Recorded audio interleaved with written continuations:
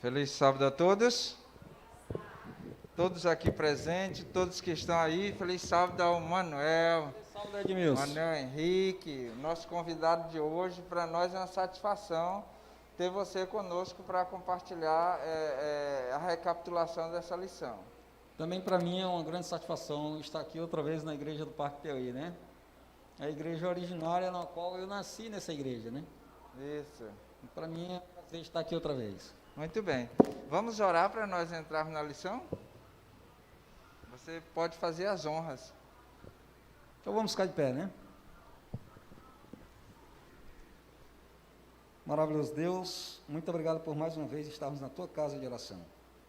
Queremos te pedir que o Senhor nos instrua através da tua palavra, através do estudo da lição, dai-nos o teu Santo Espírito, para que abra nosso entendimento, para compreendermos as verdades bíblicas. Queremos estudar nesta manhã e a pôr em prática nessas vidas. Nós te rogamos em nome de Jesus. Amém. Amém. Muito bem. Mais uma vez eu quero agradecer a todos que estão nos acompanhando aí no canal e fazer um agradecimento aqui especial à irmã Carla, né? E veio aqui trazer essa bela mensagem. Quando ela cantava aqui, eu lembrava do meu amigo, né? Que a gente... eu estou aqui, na realidade, para fazer a apresentação, mas eu quero convidar outra pessoa para ficar aqui nessa cadeira. Sem problema. Sem problema? Sem problema. Então, eu vou chamar aqui a outra pessoa. Na realidade, eu vim só aqui fazer a apresentação aqui. Quero chamar aqui o Jean Júnior, né? Jean Júnior vai compartilhar a lição com você, né? E para nós, Jean, é uma satisfação ter você aqui conosco, né? Sinta-se bem, essa cadeira aqui é sua, viu? Opa, muito obrigado, Edmilson, muito obrigado mais uma vez à Igreja Adventista do Parque Piauí. É sempre um privilégio muito grande estar aqui novamente, né? Essa que sempre digo, Manuel, você também sabe, essa sempre foi e sempre será a minha casa. Isso, muito bem. Nós somos originários daqui, né? Eu falei isso no princípio.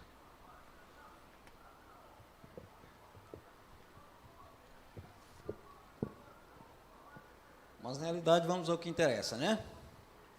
Quero saudar a todos com um feliz sábado. Sejam todos bem-vindos, né, a mais uma Escola Sabatina. Hoje é o quarto sábado, né? Do mês de fevereiro.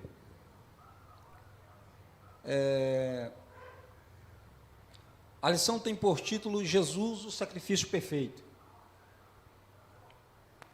O verso para memorizar está lá em Hebreus capítulo 10, verso 14.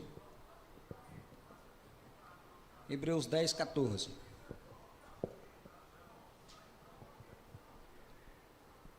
Diz assim: porque com uma única oferta aperfeiçoou para sempre os que estão sendo santificados. Única oferta. Na parte do sábado ela nos fala que um homem colocado no madeiro era um homem maldito, pois lá em Deuteronômio, no capítulo 21 e o verso 23, diz que maldito o homem que fosse posto no madeiro, né? E isso, a ideia de um homem considerado culpado e executado na cruz, fosse adorado como Deus, seria uma ofensa às pessoas da antiguidade. Os romanos, né, os judeus, eles não utilizavam a cruz como símbolo de remissão, né? Por quê?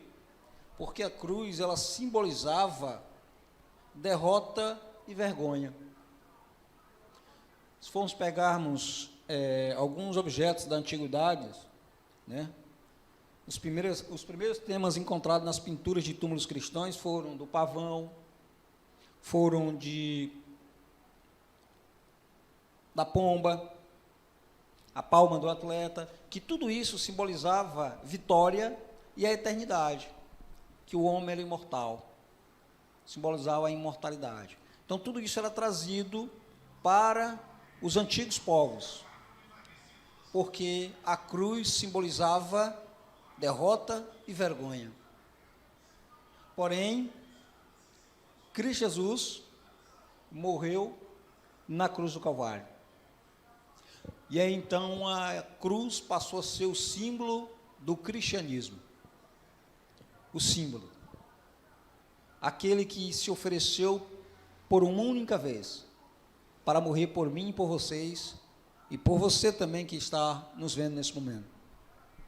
Cristo foi aquele que morreu para nos salvar, para nos dar a oportunidade, a única oportunidade de salvação. E ele morreu no madeiro, na cruz. Amém. O nosso amigo Eric Ivanov que quer dar uma opinião sobre o assunto. Vai lá, Eric.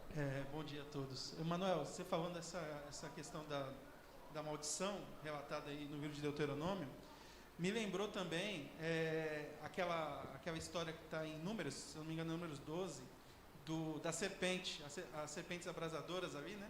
Que Exatamente. afetaram o povo, e mais que de uma forma representativa também foi levantada em um madeiro, e aqueles que contemplassem, né, seriam salvos. Seriam curados, né? Então, aquilo que representava uma maldição, aquilo que representava uma dor causada ao povo, ao ser levantado no madeiro, seria transformado num objeto de salvação, seria transformado num objeto de bênção. Então, eu acho que era Deus falando, tá vendo? O pior, eu posso transformar o pior, o que vocês consideram pior, no melhor. Então, aquilo que é pior visto pela humanidade, ou seja, uma pessoa morrendo na cruz do Calvário, vai se transformar na melhor situação para a humanidade, né? Que é a salvação através de quem acredita nesse sacrifício. Exatamente. Então, a cruz, por outro lado, transmitia uma sensação de derrota ou vergonha. Porém, foi no madeiro que Cristo deu uma nova visão daquela cruz, né? Ou seja, esse é um objeto de salvação. E, bem lembrando o que o Eric falou, apesar de os judeus daquela época não considerarem a cruz como um objeto histórico e vitorioso, porém, a própria Bíblia já havia ensinando que esse pensamento era completamente o contrário, de que um ser na cruz, ele traria vitória e não derrota. Mas falando de sacrifício, não é, Manuel? E a gente gostaria também de ouvir a opinião de mais alguns irmãos da igreja. Talvez o Edmilson pudessem responder essa, ou a irmã Marlete, ou as outras irmãs, os que estão aqui presentes, porque os sacrifícios eles eram necessários. Né? A gente está falando aqui de sacrifício. Por que os sacrifícios eram necessários? Alguém poderia dar essa opinião? O que a lição ela nos traz em relação a esta pergunta?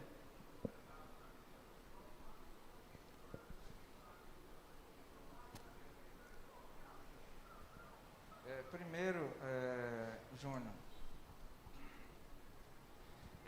a Bíblia fala que sem derramamento de sangue não havia remissão de pecados, né? E outra também, porque aquele sacrifício, veja quando Deus teve um encontro lá com Abraão, e Abraão fez o sacrifício e tudo mais.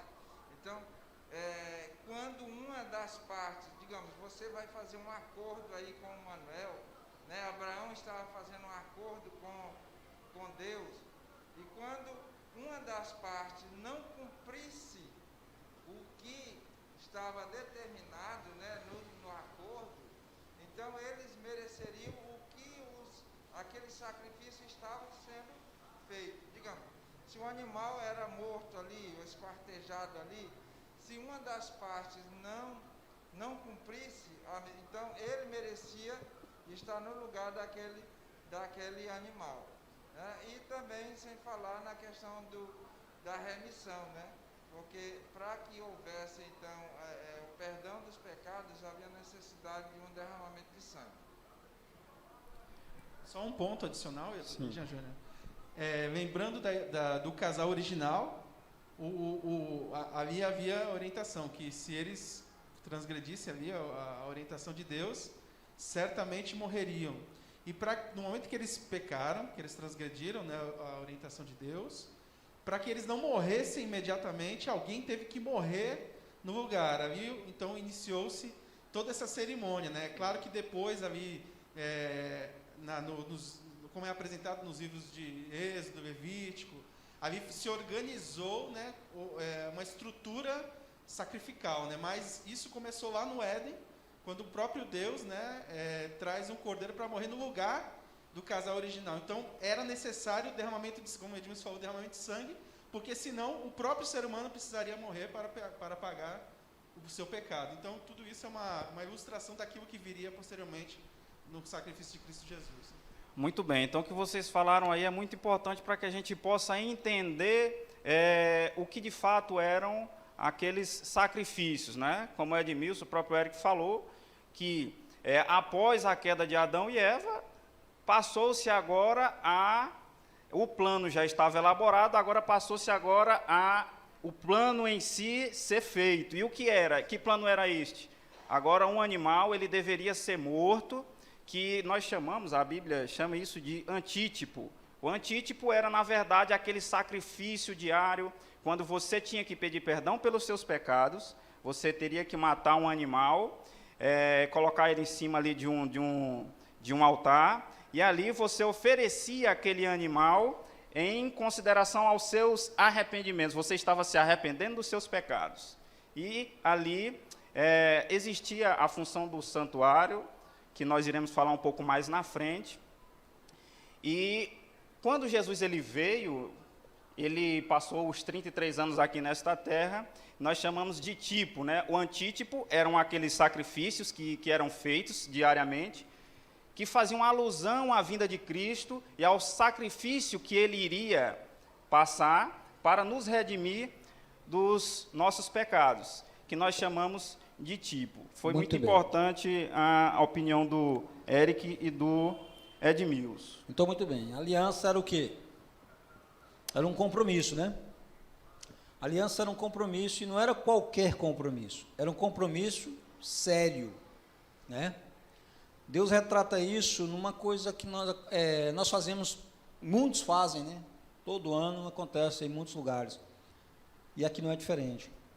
O compromisso do casamento, né? Quando o homem e a mulher se casam, eles fazem um voto de compromisso. Um voto de fidelidade para com o esposo e para com a esposa, né? Com a mulher.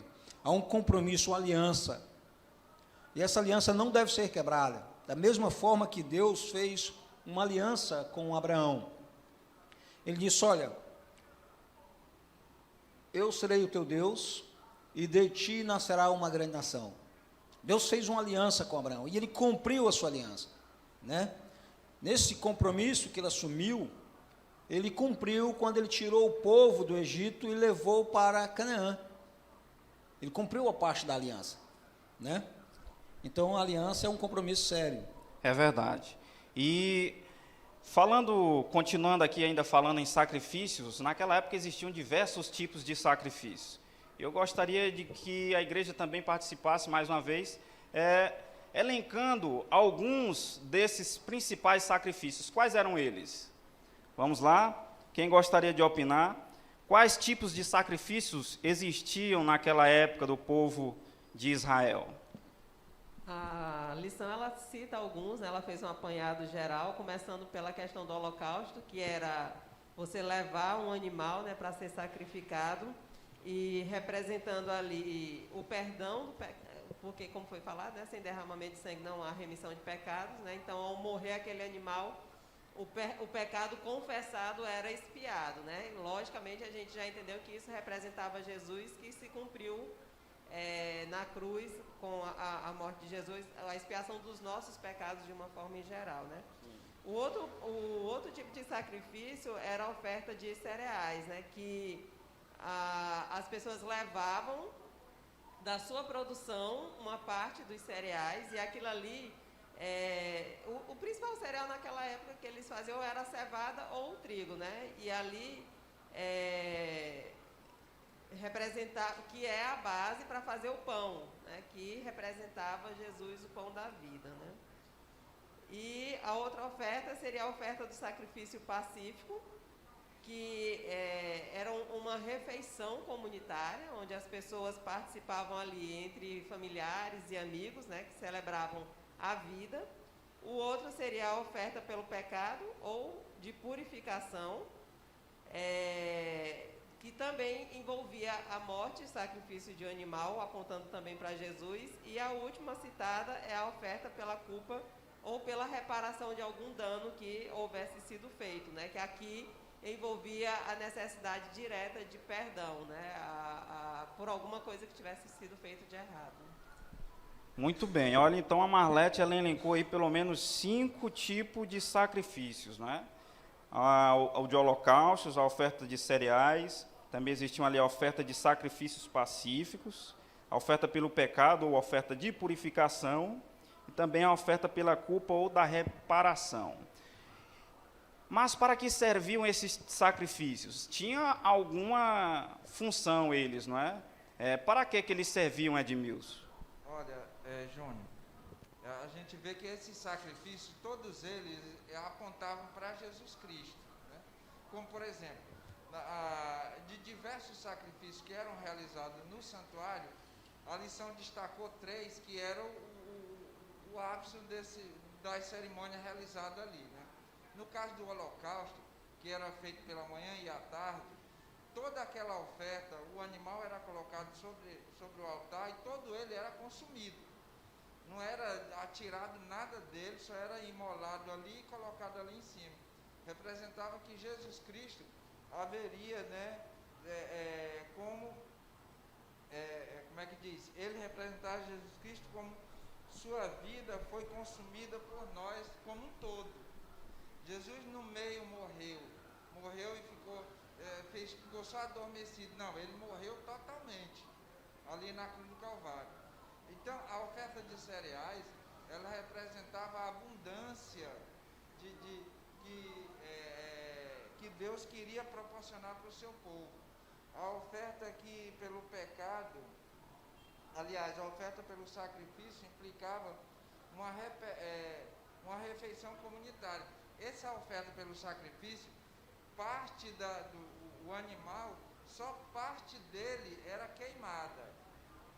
As partes mais nobres da carne, ela era separada e era então consumida, porque representava aí a abundância juntamente com os cereais. E assim, cada uma dessas ofertas, elas apontavam, como o Manuel estava falando agora há pouco, aliás, elas eram um antitipo de quando Jesus veio, que Jesus era o tipo. Então, todas essas cerimônias aqui, que eram feitas no altar, era para representar a vida e morte de Jesus Cristo aqui na terra. Amém. Né? Só uma observação adicional, curta, que se a gente analisar na forma também espiritual, esses 5 tipos de sacrifício, eles retratam todos os aspectos da vida do ser humano. Relacionamento com Cristo, a necessidade do perdão que nós temos com Deus, o relacionamento com os outros, né? Os resultados do seu trabalho, né? Então, a gratidão a Deus pelas coisas que Deus nos dá, né? Então, a gente observando cada um desses, são aspectos da nossa vida e a necessidade de termos Jesus por completo em todos esses aspectos da vida, né? Não adianta ser parcialmente, né? Nos entregarmos em apenas alguns momentos, ou em apenas alguns dias, ou em algumas partes da nossa vida. A entrega tem que ser completa. Então, o sacrifício, como o sacrifício de Cristo, foi completo. Muito bem, bem lembrado, Eric, porque cada um desses sacrifícios, eles significavam alguma coisa, não é? Uma parte da nossa vida. E esses sacrifícios, eles nos ensinam que a experiência da salvação é mais do que aceitar Jesus Cristo como nosso substituto, mas também precisamos nos alimentar dele. Nós precisamos provar, como disse o Edmilson, né? Partes do animal era queimado, mas parte do animal era comida, para significar que havia abundância. Então, era muito importante não só participar do ritual, mas saber por que aquele ritual estava acontecendo e qual era o significado dele. Exatamente, sempre tem que ver a simbologia, né? Veja só, irmãos, o que o Érico falou é uma verdade. Você tem que ter um relacionamento. A palavra aqui é relacionamento. Relacionamento com Cristo é a principal fonte. E como eu consigo ter um relacionamento com Cristo? Através do estudo da palavra, certo? Através da oração, eu tenho um relacionamento com Cristo, uma comunhão com Ele. E o relacionamento com as pessoas, né? Com o próximo, como amá-lo. Jesus resumiu isso, né? Tão claro quando Jesus disse assim, ó, amarás, pois, o teu próximo como a ti mesmo. Então, a simbologia, tudo isso que apontava para Cristo, chega então na parte de terça-feira e a pergunta é, o sacrifício perfeito de Jesus. Como o sacrifício de Jesus é descrito nessas passagens, lá em Hebreus 7, 27, e Hebreus 10, 10. Quem quer comentar agora?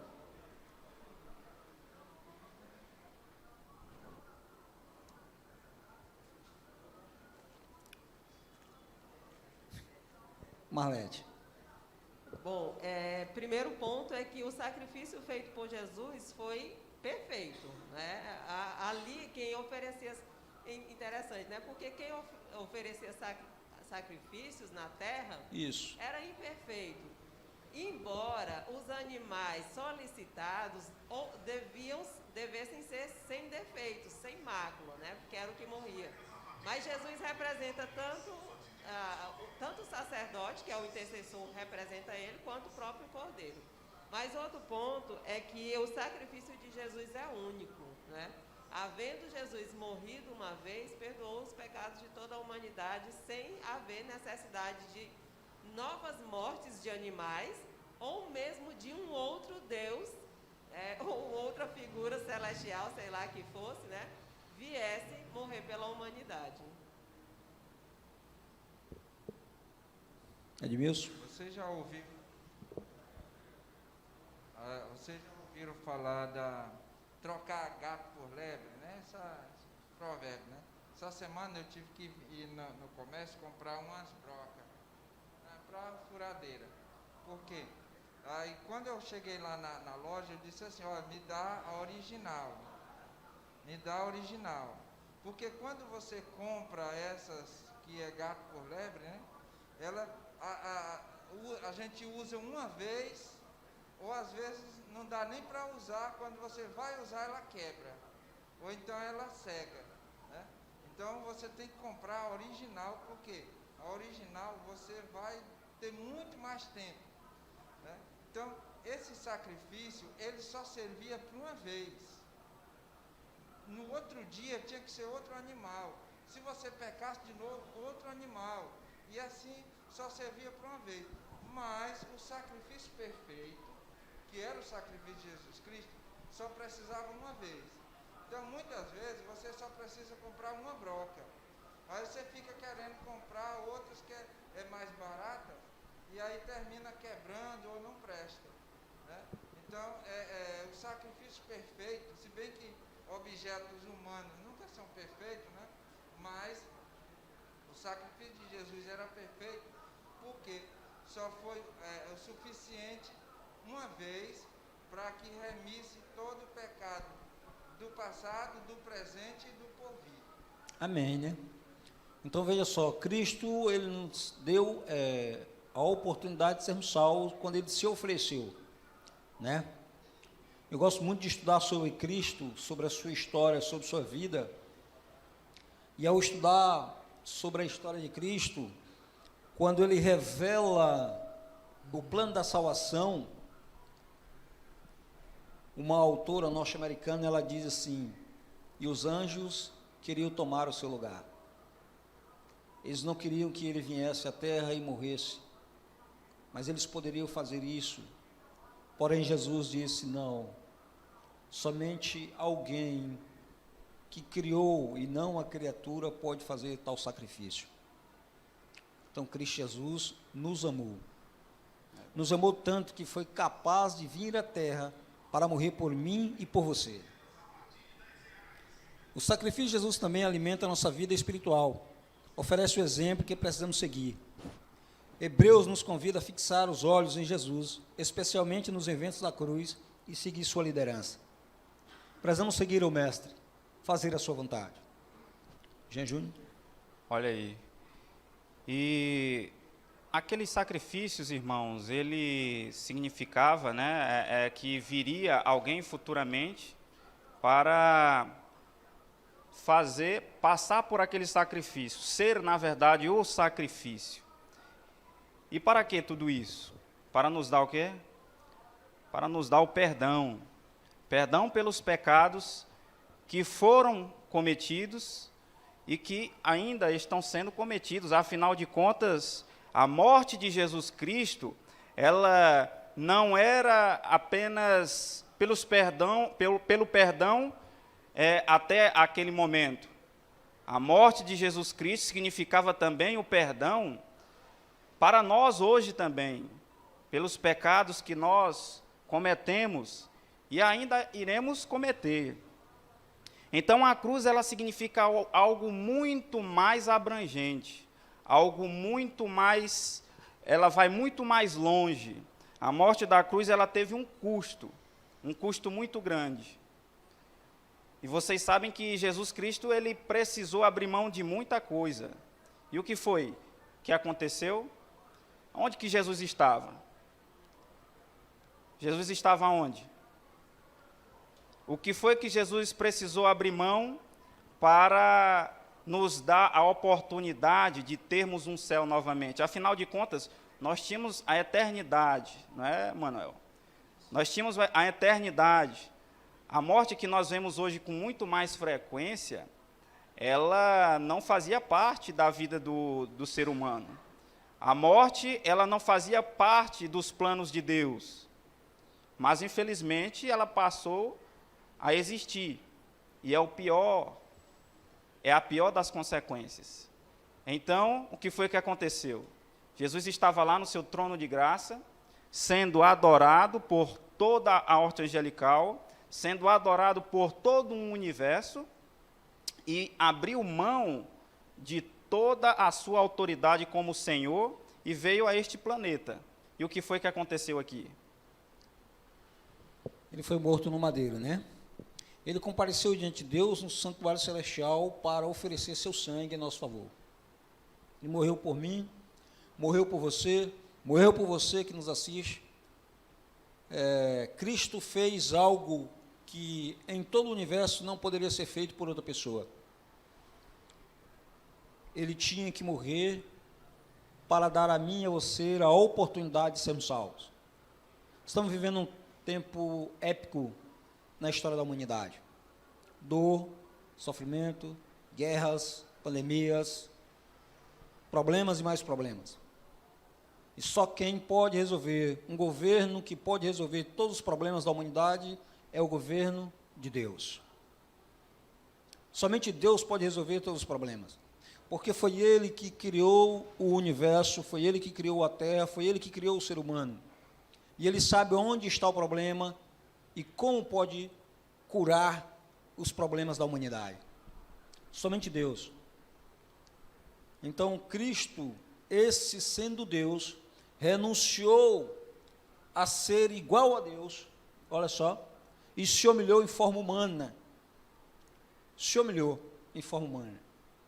Para dar a mim e a você a oportunidade de sermos salvos, e Ele morreu na cruz do Calvário, no madeiro, né? Tornou maldição em nosso lugar. Porque ao homem foi dado somente uma ordem: a alma que pecar, essa morrerá. Não tinha como ser salvo. Porém, Deus havia planejado o plano B.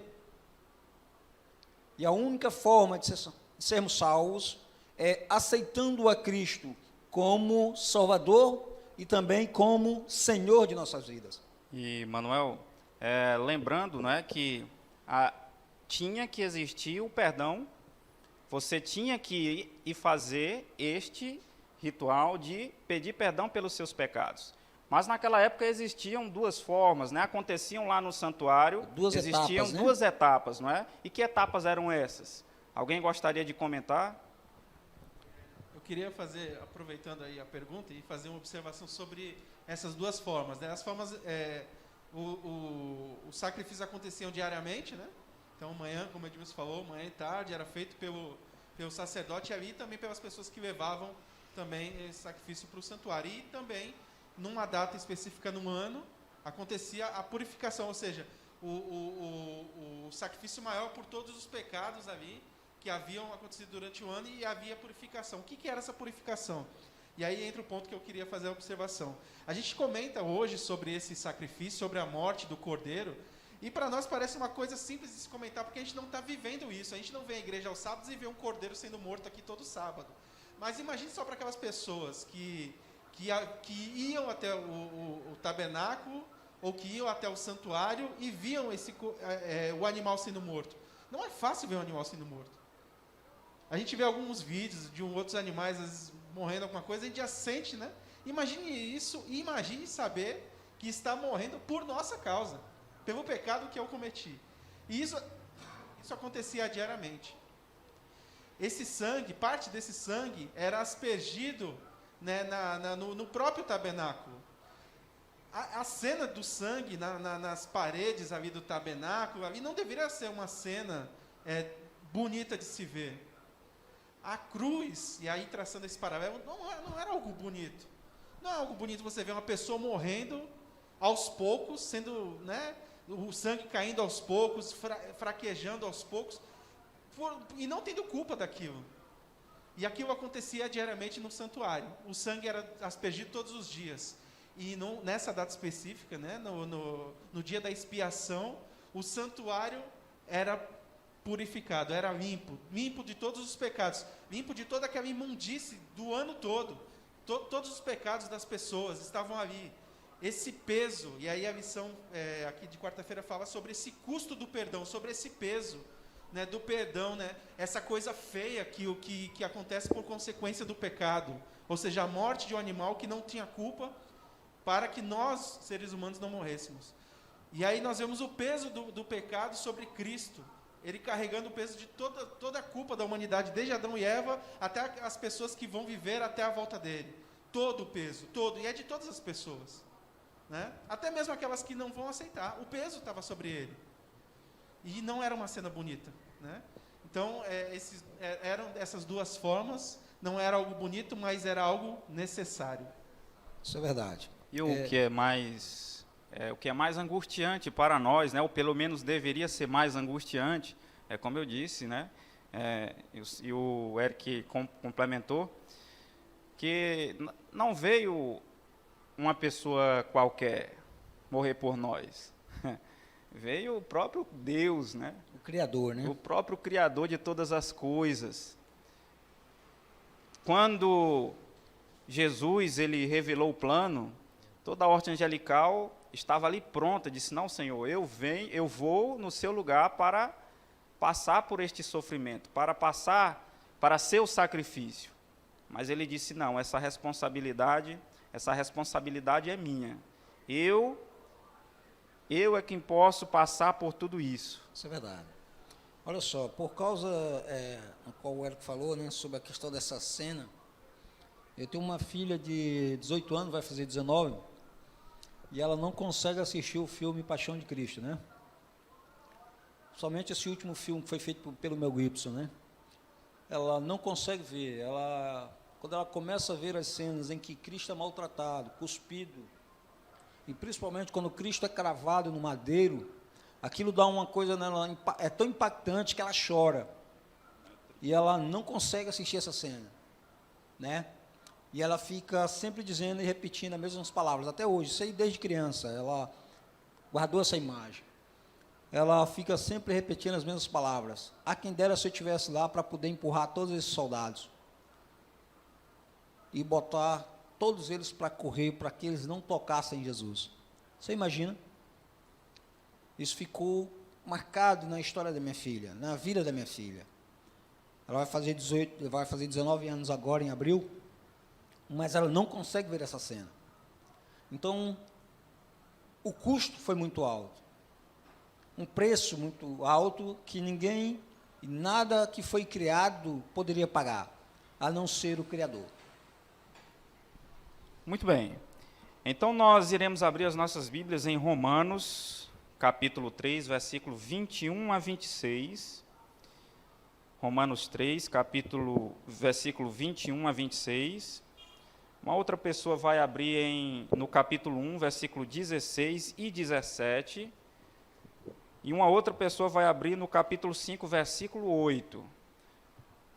Vamos lá, para que outros irmãos da igreja possam participar. Alguém vai abrir em Romanos 3, verso de 1 a 26. Uma outra pessoa vai para capítulo 1, verso 16 e 17. E, por último, capítulo 5, verso 8. Quem é o primeiro a ler? Romanos 3, 21 a 26. Pode ler, irmã. Fique à vontade.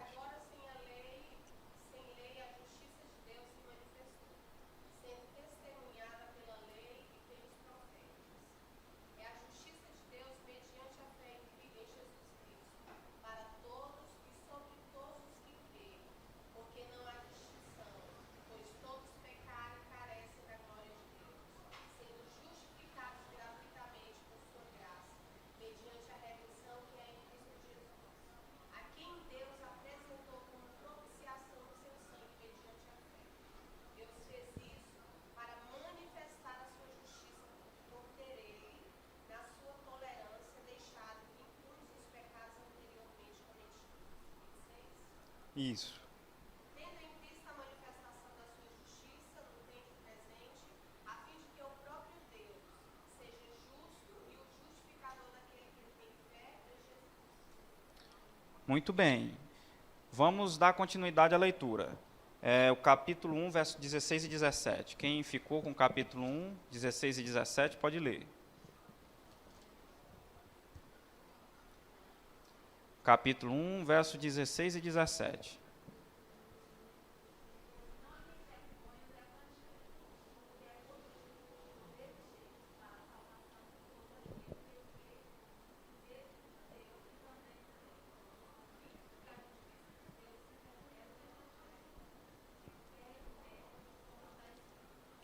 Muito bem, porque eu não me envergonho do Evangelho, não é? Capítulo 5, verso 8. Último texto. Mais alguém? Mas Deus prova o seu próprio amor para conosco, pelo fato de ter Cristo morrido por nós, sendo nós ainda pecadores. Muito bem. Então, quando Jesus ele morreu na cruz, essa morte, ela foi para quem, Manuel? Edmilson, a morte de Jesus na cruz, ela serviu para quem? Foi apenas para os judeus? Não. Foi para quantas pessoas? Para todas as pessoas. Para os judeus, para os gentios, para mim e para você. Mas vocês sabem que naquela época existia um certo preconceito do próprio povo de Deus, né? daqueles que eram descendentes da mesma raça de Cristo. A salvação ela era um pouco mais restrita, né, naquela época. E por quê? Na realidade, eles acreditavam que era exclusivo, né? Exclusivo deles. Mas o perdão dos pecados envolve duas fases, né? Duas fases na meditação de quem? Na mediação de Jesus. Envolve duas fases. Primeiro, o primeiro compartimento do santuário celestial, no qual nós já falamos anteriormente, né? Lugar santo, né? No lugar santo, onde era oferecido os sacrifícios, o cordeiro era morto lá fora, o sangue era aspergido dentro do santuário, né? E ali todos os dias o sacerdote, não é? Fazia esse ritual. Muito bem. E ocorria também no final do ano. No final do ano o sangue era aspergido aonde? No segundo compartimento. E era feita toda a purificação do santuário celestial. No lugar santíssimo, que era também chamado de Yom Kippur, o dia da expiação. O dia da expiação. No 10º dia do 7º mês. Então tudo isso acontecia para oferecer ao ser humano o perdão dos pecados, né? Não era para ser algo exclusivo. Se nós olharmos na história, Jesus ele saiu da sua terra e passou aonde ele não deveria passar, segundo os judeus, que era em Samaria, né? Os judeus odiavam os samaritanos. E a Bíblia diz que Jesus sentou no poço e pediu água a uma samaritana. Olha só. E ela responde a Jesus: mas sendo tu judeu e ainda sendo homem, por que tu falas comigo que sou samaritana? né, havia essa confusão. Embora os samaritanos também fossem descendentes de judeus, né, a mesma família. Então, eles acreditavam que a salvação era exclusiva, e a salvação não é exclusiva, a salvação é dada a todos os seres humanos, dado a mim, a vocês e a vocês que estão nos vendo. Então, Cristo nos ofereceu. Por quê? Porque o juízo e o caráter de Deus é espetacular. Deus é misericordioso, mas também é justo.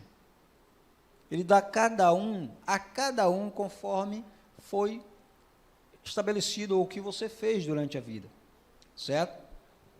Quando Deus fazia isso, pedia que houvesse o sacrifício durante o dia, é porque era necessário que houvesse o perdão, para não ficar registrado nos livros sobre o seu pecado. Então Deus pedia, faça o sacrifício, né, diário. E no final do ano, se aquela pessoa não fez o sacrifício, por exemplo, durante o ano todo, mas no final do ano, pelo menos, ele deveria fazer o sacrifício, porque todo o seu pecado seria perdoado naquele dia. Olha só. Então, aí eu trago para os nossos dias. Como isso acontece? De que forma eu posso buscar o perdão de Deus? Né?